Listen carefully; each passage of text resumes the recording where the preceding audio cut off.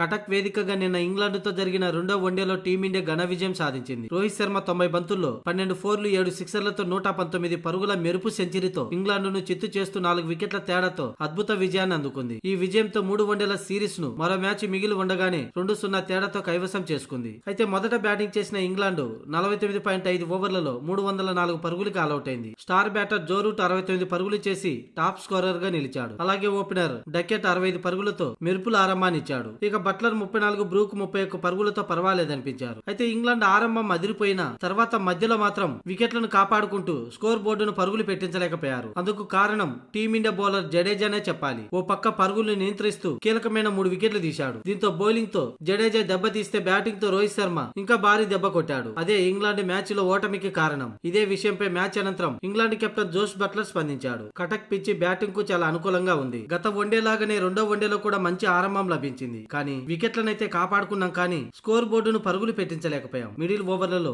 6 కంటే తక్కువ strike rate తో ఇన్నింగ్స్ కొనసాగించడమే టీమిండియా ముందు పెద్ద టార్గెట్ లేకపోయిందని జోస్ బట్లర్ అన్నాడు. పిచ్చి పరిస్థితిని బట్టి చూస్తే ఇంచుమించి 330 నుంచి 350కు పైగానే స్కోర్ బోర్డుపై పరుగులు ఉండాల్సింది. స్లో బ్యాటింగ్ కారణంగానే టీమిండియా ముందు ఆ టార్గెట్ ఉంచలేకపోయామని, ముఖ్యంగా ఈ మ్యాచ్ గెలుపు క్రెడిట్ రోహిత్ శర్మదే. అతను అద్భుతంగా బ్యాటింగ్ చేశాడు. వన్డే క్రికెట్ లో గత కొన్నేళ్లుగా అతను ఇలాగే రాణిస్తున్నాడు. రోహిత్ శర్మ ఒంటి చేత్తో తమ ఓటమిని శాసించాడు అని జోస్ బట్లర్ పేర్కొన్నాడు. భారత్ లో మాకు ఫలితాలు అనుకూలంగా లేవు. ఇక్కడ పరిస్థితులు, వాతావరణం కూడా మాపై ప్రభావం పడిందని, అందుకే 2 సిరీస్లు ఓడిపోవాల్సి వచ్చిందని జోస్ బట్లర్ చెప్పుకొచ్చాడు.